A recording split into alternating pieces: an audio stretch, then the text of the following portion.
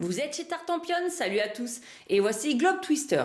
C'est un jeu pour 1 à 5 joueurs à partir de 8 ans, pour des parties d'environ 15 minutes. Alors dans Globe Twister, vous revenez d'un magnifique voyage et vous avez envie de montrer tous vos croquis à vos amis pour raconter votre aventure. Oui, mais voilà, en sortant vos dessins, votre image de votre sac, elle est tout à l'envers et donc vos amis ne vont rien comprendre à ce qui vous est arrivé. Et bien voilà, vous avez compris, le but du jeu sera de reconstituer cette image et d'être le premier à faire ceci pour remporter la partie. Alors l'image qui est originale, c'est celle-ci. Pour les premières parties, on vous recommande de tous jouer avec celle-là et ensuite chacun pourra la retourner et vous aurez tous des dessins différents. Je peux vous garantir que avec le grand angle, ça vous retournera bien la tête. Donc on a plusieurs possibilités.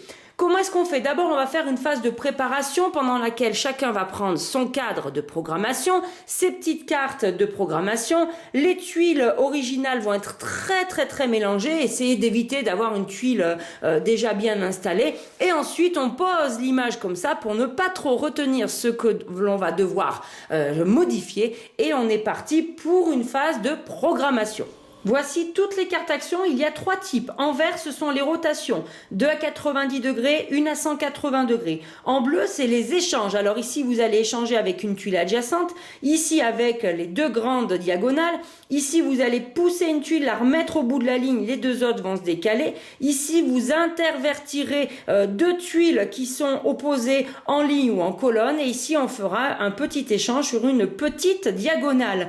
Concernant les cartes rouges, elles sont un petit peu particulières. On ne peut en jouer qu'une par tour et attention, une fois une de ces cartes jouées, elles ne reviendront plus dans notre main pour toute la partie. C'est quand même des forts jokers parce que celle-ci vous permet d'intervertir une tuile avec une autre, mais en positionnant la tuile que vous bougez n'importe où. Et là, c'est la même chose, mais en plus, vous pourrez l'orienter dans le sens que vous voulez. C'est quand même assez fort. Peut-être que c'est intéressant de s'en servir en début de partie. Je vous laisserai juger.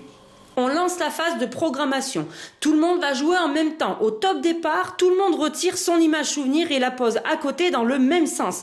Le bazar est révélé, vous n'allez pas y toucher tout de suite. En revanche, vous allez jouer dans le cadre de programmation en installant les cartes de programmation qui plus tard interviendront sur le puzzle. Alors, ça paraît un peu compliqué, mais en fait, c'est assez simple. Il faut bien se projeter sur ce qu'on veut tourner à l'avance, faut le programmer. Donc, admettons, je prends cette carte-là, elle va me permettre de tourner une tuile dans le sens de cette flèche. J'ai le droit d'installer la carte dans le sens que je veux, mais attention, il faut bien que je réfléchisse où je la mets dans le cadre. Si par exemple je la mets ici, eh bien ça interviendra sur cette tuile. Si je veux que ça intervienne sur cette tuile-là, par exemple, eh bien je devrais mettre ma carte ici. Donc, faut essayer de ne pas trop se tromper. Vous n'êtes pas obligé de remplir le cadre de programmation. Et dès que vous pensez en avoir mis assez pour cette phase-là, car vous allez en enchaîner plusieurs, hop, vous recouvrez votre image et si vous êtes le premier, vous vous emparez du sablier. Vous le retournez et les autres joueurs qui n'ont pas terminé, il leur reste 30 secondes pour terminer cette phase-là. La phase de programmation est terminée, c'est le joueur qui a pris le sablier qui commence la phase de reconstitution.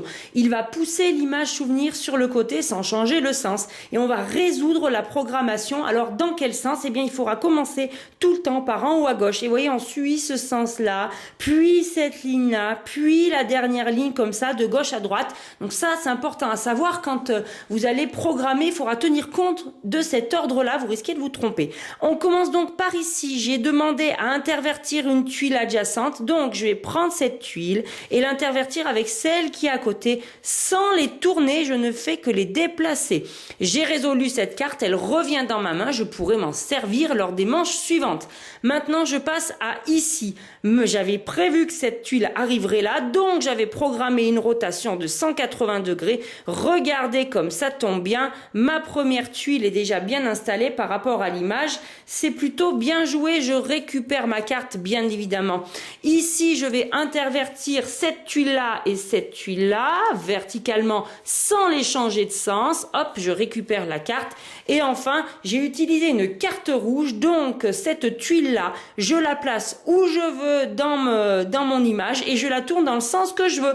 Donc, eh bien, je vais suivre mon image d'origine. Alors, la tuile que je remplace, elle ne bougera pas. Elle reviendra juste boucher le trou. Et je la tourne comme ceci. Voilà, c'est fait. En revanche, cette carte rouge ne revient pas dans ma main. Je recache très très vite mon image souvenir et les autres joueurs font la même chose.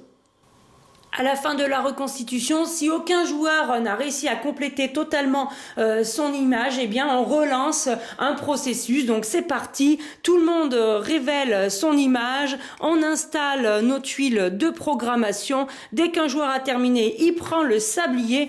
Les autres ont 30 secondes pour terminer et ensuite on résout. Donc là, c'était assez facile, je n'avais qu'un mouvement à faire. J'ai donc programmé ce mouvement-là, je retourne la tuile et top, j'ai terminé. Mon image est totalement reconstituée. Si je suis toute seule à avoir fait ça pendant ce tour-là, eh bien, je remporte immédiatement la partie. On n'a plus qu'à rejouer. Si jamais on est plusieurs, eh bien, il va falloir se départager la victoire. Alors, en premier lieu, on regardera celui à qui il restera le plus de cartes rouges en main.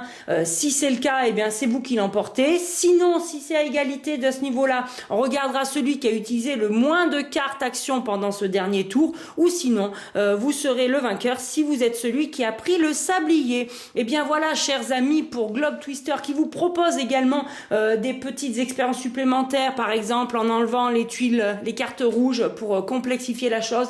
Et après, comme je vous disais tout à l'heure, en utilisant des images qui vous tourneront bien la tête. Moi, c'est très sympa, j'ai bien aimé ce jeu, il m'a rappelé mon enfance. Regardez, je n'ai pas pu oublier ces bons vieux jeux sur lesquels je passais des heures à tout retourner dans tous les sens. Ça m'a tout de suite projeté en arrière quand j'ai vu et quand j'ai joué à ce jeu-là. Donc, je vous remercie de m'avoir suivi et c'est un jeu que je vous recommande. Chers amis, je vous dis à très bientôt chez Tartampion et je vous dis surtout, amusez-vous bien.